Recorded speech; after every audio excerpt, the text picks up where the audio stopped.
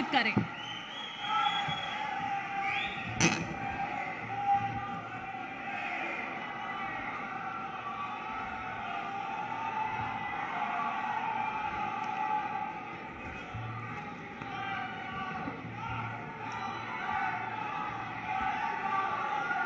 आज इस अलौकिक और बहुत महत्वपूर्ण कार्यक्रम में मेरे साथ मंच पर उपस्थित उत्तर प्रदेश शासन के लोकप्रिय और यशस्वी मुख्यमंत्री श्रीमान योगी आदित्यनाथ जी, मेरे मित्र और जिन्होंने एक माह तक प्रधानमंत्री जी की काशी तमिल संगमम की कल्पना को चरितार्थ करने के लिए अपने विभाग के माध्यम से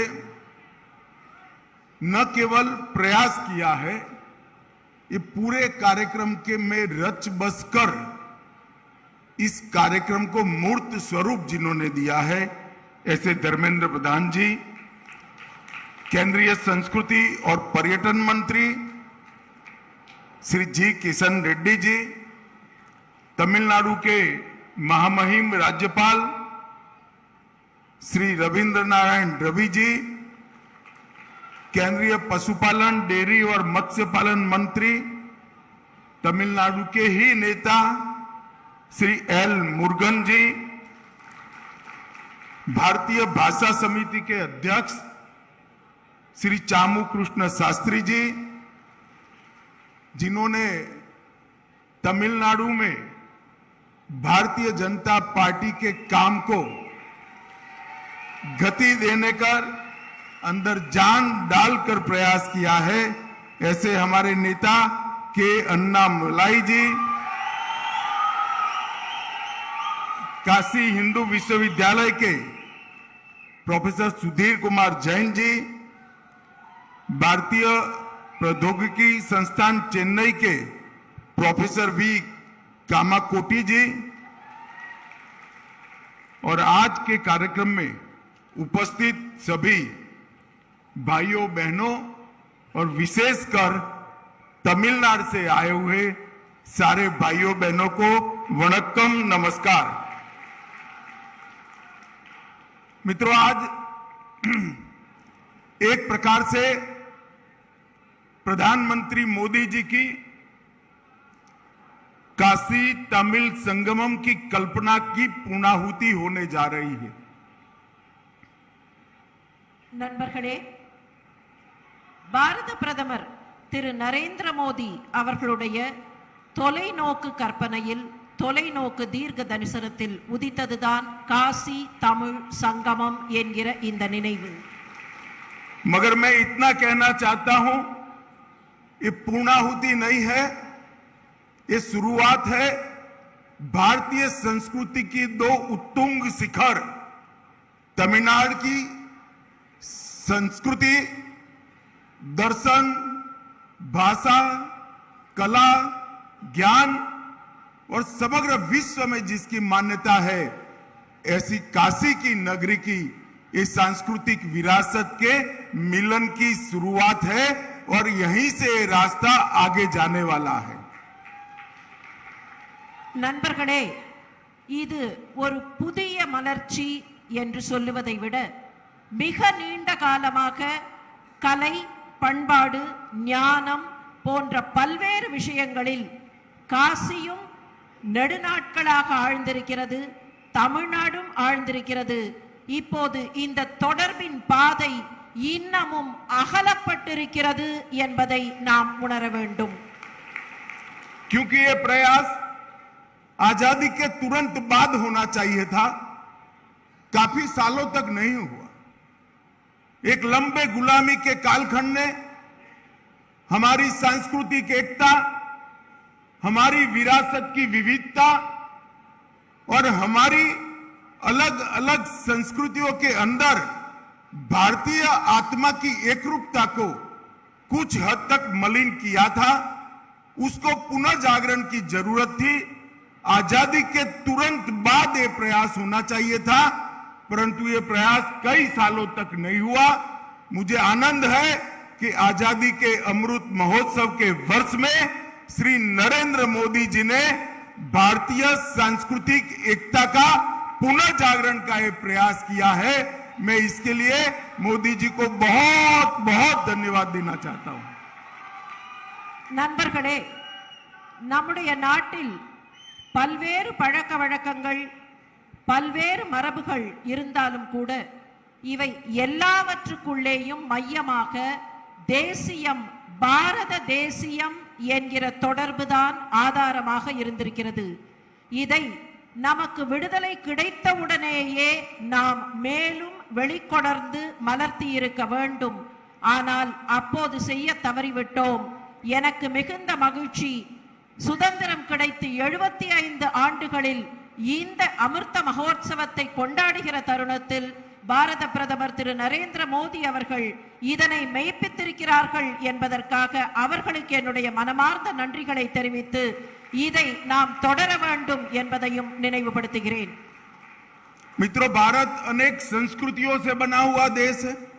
अनेक प्रकार के संस्कार, अनेक भाषाएं, अनेक बोलियां, अनेक कलाएं, मगर सबके बीच में ये संस्कृति, भाषा, कला, बोलियां, व्याकरण, सभ्यताएं, इस सब के बीच में बारीकी से देखे तो उसकी आत्मा एक है और वो भारत की आत्मा है।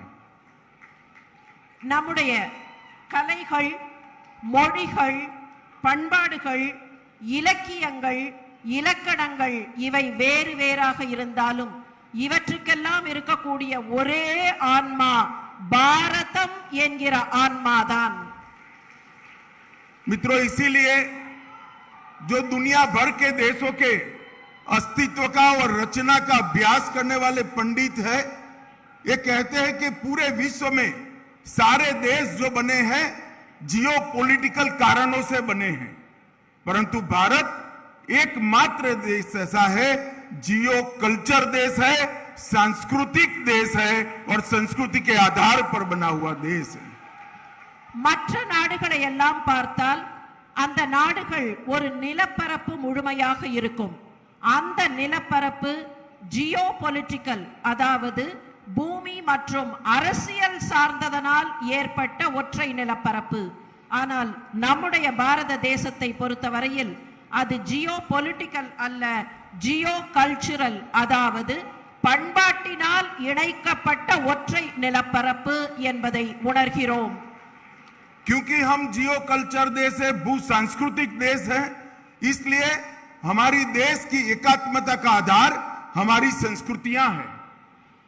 நம்முடைய பண்பாட்டினால் நாம் இணைந்திருப்பதனால் நம்முடைய பண்பாட்டின் ஆதாரம் நம்முடைய ஆன்மாதான். நம்முடைய தேசத்தின் ஆன்மா நம்முடைய பண்பாட்டு தொடர்புதான். और मित्रों, बहुत लंबे समय से हमारी देश की संस्कृतियों को जोड़ने का प्रयास, ये दोनों संस्कृतियों में बसी भारतीय आत्मा को जोड़ने का प्रयास नहीं हुआ था। श्री मोदी जी ने काशी तमिल संगमम के माध्यम से बहुत सदियों के बाद ये प्रयास किया है और मुझे भरोसा है ये प्रयास आने वाले दिन में न केवल तमिलनाडु और काशी, न केवल उत्तर और दक्षिण, पूरे देश की भाषाओं और संस्कृतियों को जोड़ने का एक सफल प्रयास सिद्ध होगा। நம்முடைய பண்பாட்டை ஒரு பக்கத்தில் காசி, இன்னொரு பக்கத்தில் தமிழ்நாடு என்று இருக்கக்கூடிய இந்த பண்பாட்டை இணைப்பதற்கான மிகப்பெரிய முயற்சியை பாரத பிரதமர் திரு நரேந்திர மோடி அவர்கள் எடுத்திருக்கிறார்கள். பல காலத்திற்கு முன்னால் எடுத்திருக்க வேண்டிய இந்த முயற்சியை அவர்கள் இப்போது முன்னின்று எடுத்திருக்கிறார்கள்.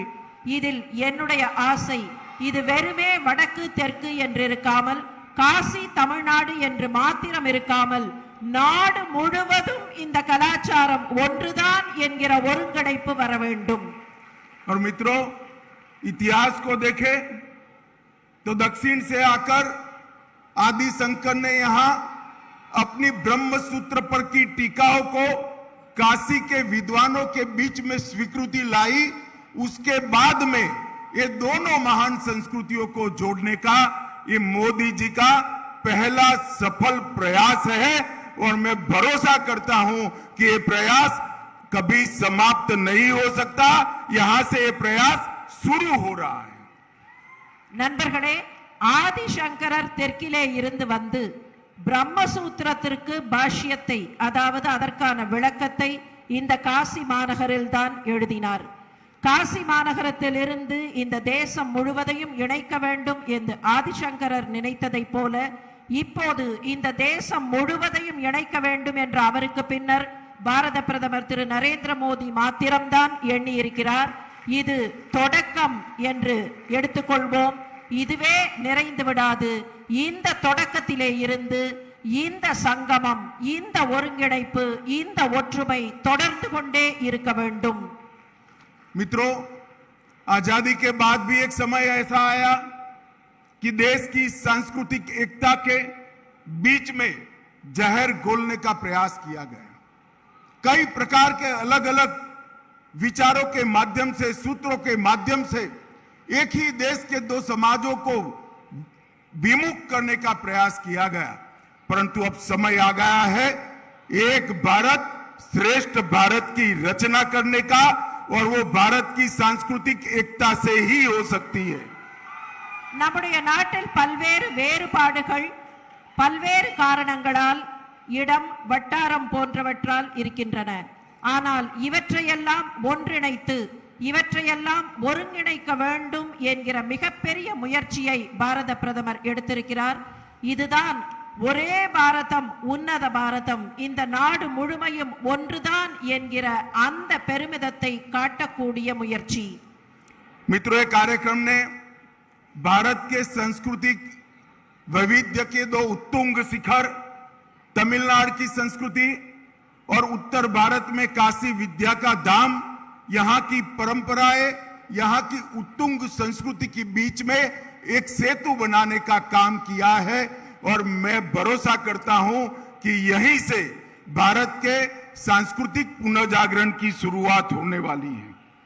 காசியில் இருக்கக்கூடிய பண்பாடு, தமிழ்நாட்டில் இருக்கக்கூடிய பண்பாடு, இந்த இரண்டையும் இணைத்து ஒரு சேதுவை, அதாவது ஒரு பாலத்தை பாரத பிரதமர் அவர்கள் இப்போது கட்டியிருக்கிறார்கள். இந்த வகையில் இந்த ஒற்றுமை தொடர்ந்து இருந்து கொண்டே இருக்க வேண்டும். ये लंबे कार्यक्रम में तमिलनाडु से अधिकृत व्यवस्था में लगभग 2500 तमिल भाई बहन अलग अलग क्षेत्र में काम करने वाले आए और अनधिकृत रूप से सरकारी व्यवस्थाओं के हिसाब से 10,000 से ज्यादा तमिल भाइयों बहनों ने यहां पर हिस्सा लिया है। இந்த நிகழ்ச்சியில் ஒரு மாத காலம் நடைபெற்ற இந்த நிகழ்ச்சியில் பங்கு பெறுவதற்காக பல்வேறு வேலைகளில் இருக்கக்கூடிய, பணிகளில் இருக்கக்கூடிய, இடங்களில் இருக்கக்கூடிய தமிழ்நாட்டு பெருமக்கள் இங்கே வந்து இதில் கலந்து கொண்டிருக்கிறார்கள். இதிலே 10,000த்திற்கும் மேற்பட்ட சான்றோர் பெருமக்கள் கலந்து கொண்டிருக்கிறார்கள் என்பது நமக்கு பெருமிதத்தை தருகிறது. और इसने ढेर सारी दूरियों को समाप्त करने का काम किया है।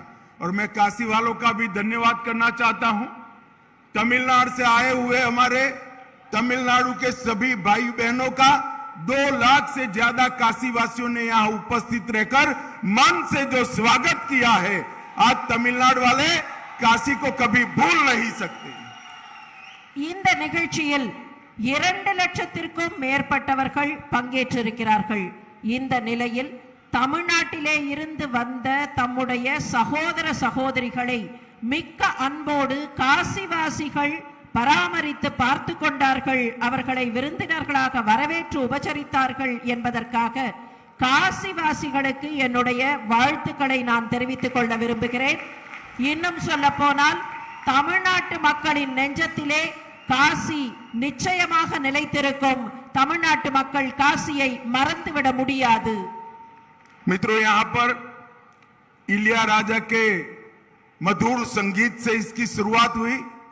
भारतनाट्यम, करकट्टम, मईल लट्टम, पोईकाल, सिल्बम, ढेर सारी तमिल संस्कृति की कला और अलग अलग प्रकार की अभिव्यक्तियों को उत्तर भारत के विद्या के धाम पर मंच मिला है।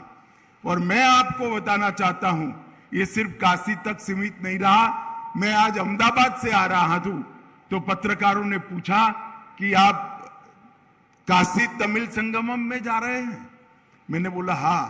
तो उन्होंने कहा हमने टीवी पर देखा है, साइट पर देखा है, मोदी जी का प्रयास अद्भुत और सराहनीय है। இனிய இசையோடு தொடங்கிய இந்த காசி தமிழ் சங்கமத்தில் தமிழ்நாட்டு கலைகளான பரதநாட்டியம், கரகாட்டம், மயிலாட்டம், வில்லுப்பாட்டு, பொய்க்கால் குதிரை போன்றவை மிகச் சிறப்பாக எதிரொலித்தன. இப்போதும் அந்த அதிர்வுகள் இருந்து கொண்டே காசியின் மொத்த சூழலிலும் எதிரொலிக்கின்றன. நான் இந்த நிகழ்ச்சிக்கு வரும்போது இதழ்களை சேர்ந்தவர்கள், இதழியலாளர்கள், பத்திரிகைக்காரர்கள் கேட்டார்கள், என்ன நீங்கள் காசி தமிழ் சங்கமத்திற்காக செல்கிறீர்கள் என்று. நான் அவர்களிடத்தில் தெரிவித்தேன், பாரத பிரதமருடைய எண்ணம், பாரத ஒருங்கிணைப்பின் ஆதாரம் எதிரொலிக்கக்கூடிய நிகழ்ச்சிக்கு சென்று கொண்டிருக்கிறேன் என்று தெரிவித்தேன். मित्रों, धर्मेंद्र जी और निर्मला सीतारमण जी मुझे बता रहे थे तमिलनाडु के सारे व्यंजन हमारे काशी के भाई बहनों ने बहुत मौज से खाए हैं और तमिल से आए हुए भाइयों बहनों ने काशी की चाट को भी बखान बखान कर खाया है. திரு தர்மேந்திர பிரதான் அவர்களும் திருமதி நிர்மலா சீதாராமன் அவர்களும் தெரிவித்தார்கள், இங்கே தமிழ்நாடு உணவு வழங்கப்பட்டதை காசியிலே இருக்கக்கூடியவர்கள் மிகுந்த மகிழ்ச்சியோடு உண்டார்கள் என்றும், தமிழ்நாட்டிலே இருந்து வந்தவர்கள் காசியினுடைய இந்த வடநாட்டு உணவை மிகுந்த ஆனந்தத்தோடு உண்டார்கள் என்றும் தெரிவித்தார்கள். मित्रों, इस संगम के अंदर आध्यात्मिक, सांस्कृतिक, वास्तुकला, साहित्य, व्यापार, शिक्षा, कला, नृत्य, संगीत और भाषाओं के आदान प्रदान का एक अद्भुत मंच ये काशी तमिल संगमम बना है. இந்த காசி தமிழ் சங்கமத்தில் ஆன்மீகம், பண்பாடு, கட்டுமானம், பொறியியல், கவிதை, இலக்கியம், வணிகம், கல்வி, கலை, நாட்டியம், இசை ஆகியவற்றுக்கான அமர்வுகள், அகாடமிக் செஷன்ஸ் நிகழ்ச்சிகள் நடைபெற்றிருக்கின்றன. इसी काशी तमिल संगमम ने पूरे उत्तर भारत और सभी भारतवासियों को ये जानकारी मिली है कि तमिल भाषा हमारी विश्व की सबसे पुरानी भाषाओं में से एक भाषा है. இந்த நிகழ்ச்சியின் வாயிலாக வடநாட்டில், அதாவது வடக்கு பாரதத்தில் இருக்கக்கூடிய அனைவருக்கும் ஒரு தகவல் தெரிந்திருக்கிறது. உலகத்திலேயே மிகவும் பழமையான மொழி தமிழ் மொழிதான் என்கிற தகவல்தான் அது. मित्रों, जब इस मंच से भारतनाट्यम देखा, कई लोगों ने के मन में सवाल उठा कि भारतनाट्यम तो हम रोज देखते थे, क्या वो तमिलनाडु से है? இங்கே இந்த மேடையிலே பரதநாட்டியத்தை பார்த்தவர்கள் சற்றே மனதிற்குள் ஆச்சரியப்பட்டார்கள். பரதநாட்டியத்தை நாம் பார்த்திருக்கிறோம், ஆனால் அது தமிழ்நாட்டை சேர்ந்ததா, இவ்வளவு நாள் தெரியவில்லையே என்பது போல அவர்கள் வியந்தார்கள். ऐसे ढेर सारे दोनों संस्कृतियों के अलग अलग पहलुओं को छेक दक्षिण से लेकर उत्तर तक एक दूसरे को जानने का यह प्रयास हुआ है. और इस प्रयास ने आज तमिलनाडु को एक संदेश दिया है. मैं भी ये संदेश देना चाहता हूं तमिलनाडु के मेरे प्यारे भाइयों बहनों को, आइए, पूरा भारत आपका हृदय से स्वागत करने के लिए तैयार है. இதுவரைக்கும் வடக்கு வேறு தெற்கு வேறு என்பது போன்ற எண்ணம் இருந்தது. ஆனால் மொத்த நாடும், முழுமையான நாடும் ஒன்றுதான் என்பது இப்போது புரிந்திருக்கிறது. தமிழ்நாட்டை சேர்ந்த சகோதர சகோதரிகளுக்கு வடக்கு மாத்திரமல்ல, உத்தரப்பிரதேசம் மாத்திரமல்ல, நானும் சேர்ந்து ஒரு வரவேற்பை தருகிறேன்.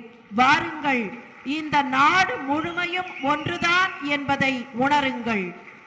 ये उत्तर पूर्व से लेकर गुजरात तक, गुजरात से लेकर बंगाल तक और बंगाल से लेकर केरल तक, ये महान देश मेरे तमिल भाइयों का स्वागत करने के लिए हृदय से तैयार है। வடக்கிலே இருந்து மேற்கிலே இருக்கிற குஜராத் வரை, மேற்கில் இருக்கும் குஜராத்திலிருந்து கிழக்கில் இருக்கும் வங்காளம் வரை, வங்காளத்திலே இருந்து தெற்கு முனை வரை இந்த பாரத தேசம் ஒன்றுதான் என்பதை பார்ப்பதற்கு வாருங்கள், உணர்ந்து கொள்ளுங்கள் என்று பாரத சகோதர சகோதரிகளுக்கு அழைப்பு விடுக்கிறேன். मित्रों, आज मैं एक संदेश देना चाहता हूं। विश्वास और प्रेम में एक समानता है, दोनों को जबरदस्ती पैदा नहीं किया जा सकता। विश्वास अगर अर्जित करना है तो विश्वास रखना चाहिए, प्रेम अगर प्राप्त करना है तो प्रेम करना चाहिए। और आज ये काशी तमिल संगमम ने ये दोनों संस्कृतियों के बीच में विश्वास और प्रेम का एक नया माहौल खड़ा करने का काम किया है। मैं मानता हूं ये आजादी के अमृत महोत्सव के वर्ष की सबसे बड़ी उपलब्धि है। காசி மற்றும் தமிழகம் இரு தரப்பு மக்களின் நம்பிக்கையும் அன்பும் உள்ளத்திலே இருந்து வருபவை, எங்கே இருந்தோ திணிக்கப்பட்டவை அல்ல. இன்று இங்கே இத்தகைய நம்பிக்கை, அன்பு ஆகியவற்றின் அதிர்வுகளை உணர முடிகிறது. இந்த ஆசாதி கா அமிர்த் மகோத்சவ சுதந்திரத்தின் 75 ஆண்டுகள் நிறைவு விழாவில் இப்படி இந்த நாடு முழுமையும் ஒன்றுதான், அன்பும் நம்பிக்கையும் ஒன்றுதான், இவை இணைந்தவை என்பதை நம்மால் உணர முடிகிறது. मित्रों, नई शिक्षा नीति में देश के प्रधानमंत्री जी ने भाषा और संस्कृति के माध्यम से इस देश के आध्यात्मिक गौरव, इस देश की ज्ञान परंपरा और इस देश के विद्यार्थी जो आधुनिक ज्ञान को प्राप्त कर कर समग्र विश्व के अंदर, विश्व के मंच पर अपना स्थान सुनिश्चित करने वाले हैं, इसके लिए ढेर सारी व्यवस्थाएं की हैं। நம்முடைய பாரத பிரதமர் அவர்கள் இந்த நாட்டினுடைய ஞான பரம்பரையை, இந்த நாட்டினுடைய ஆன்மீக தெளிவை உணர்ந்து உலகத்திலேயே நம்முடைய பாரத தேசம் தலைமை நிலையில் இருக்க வேண்டும் என்பதற்காக முயற்சிகள் எடுக்கிறார்கள். அந்த வகையில் இந்த நாடு தன்னுடைய ஆன்மீக பரம்பரையினாலும் ஞான பரம்பரையினாலும் உயர்ந்தோங்கி செழிக்கும். और ये नई शिक्षा नीति की आत्मा है हमारी अपनी भाषाएं, हमारे अपनी भाषा का गौरव।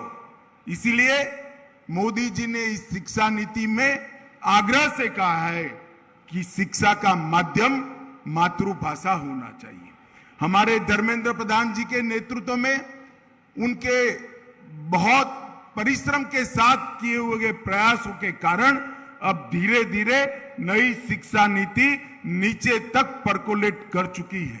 मैं आज इस मंच से फिर से एक बार तमिलनाडु सरकार को अपील करना चाहता हूं कि तमिलनाडु के अंदर मेडिकल एजुकेशन और टेक्निकल एजुकेशन और लॉ के एजुकेशन की भाषा तमिल माध्यम में हो, ये सुनिश्चित करना चाहिए, जिससे तमिल भाषा को और मजबूती मिलेगी। நம்முடைய கல்வி பரம்பரையின் வாயிலாக நம்முடைய கல்வி கொள்கையில் தாய்மொழி வழியாக கல்வி இருக்க வேண்டும் என்பதை பாரத பிரதமர் மிகவும் வலியுறுத்தி இருக்கிறார்கள். அந்த வகையில்தான் தாய்மொழி வழியாகத்தான் எல்லோரும் கற்றுக்கொள்ள வேண்டும் என்பதை புதிய கல்விக் கொள்கை நமக்கு தெரிவிக்கிறது. நான் இப்போது இந்த தருணத்தில் தமிழ்நாடு அரசுக்கு ஒரு வேண்டுகோளை வைக்கிறேன். தமிழ்நாட்டில் மருத்துவ கல்வி, தொழில்நுட்ப கல்வி மற்றும் சட்ட கல்வி ஆகியவை தாய்மொழி வழியாக, தமிழ் மொழி வழியாக இருக்க வேண்டும். मित्रों, अंत में मैं इतना ही कहना चाहता हूं, मेरे प्यारे तमिल भाई बहन जो यहां पर आए हैं, यहां से गंगा जल एक लोटी में भर कर जाइएगा, रामेश्वरम पर अभिषेक करिएगा और फिर जब आए तब रामेश्वरम की मिट्टी गंगा घाट पर लेकर आना। मैं भी वादा करता हूं, मैं जब रामेश्वरम आऊंगा गंगा जल लेकर अभिषेक करूंगा। आप सभी को बहुत बहुत शुभकामनाएं। और फिर से एक बार मैं तमिलनाडु के भाइयों बहनों को कहना चाहता हूं, मोदी जी ने पूरे देश के लिए तमिलनाडु के लोगों का स्वागत हो इस प्रकार का एक कार्यक्रम किया है। पूरे भारत को देखिए, जानिए और अपने आप को भारत के साथ जोड़िए। वणक्कम, नमस्कार, हर हर महादेव। மாண்புமிகு உள்துறை அமைச்சர் அவர்கள் இங்கே இருந்து தமிழ்நாட்டிலே இருந்து வந்திருக்கக்கூடியவர்களை இங்கே இருந்து கங்கா ஜலத்தை எடுத்துக்கொண்டு ராமேஸ்வரம் செல்லுங்கள், ராமேஸ்வரம்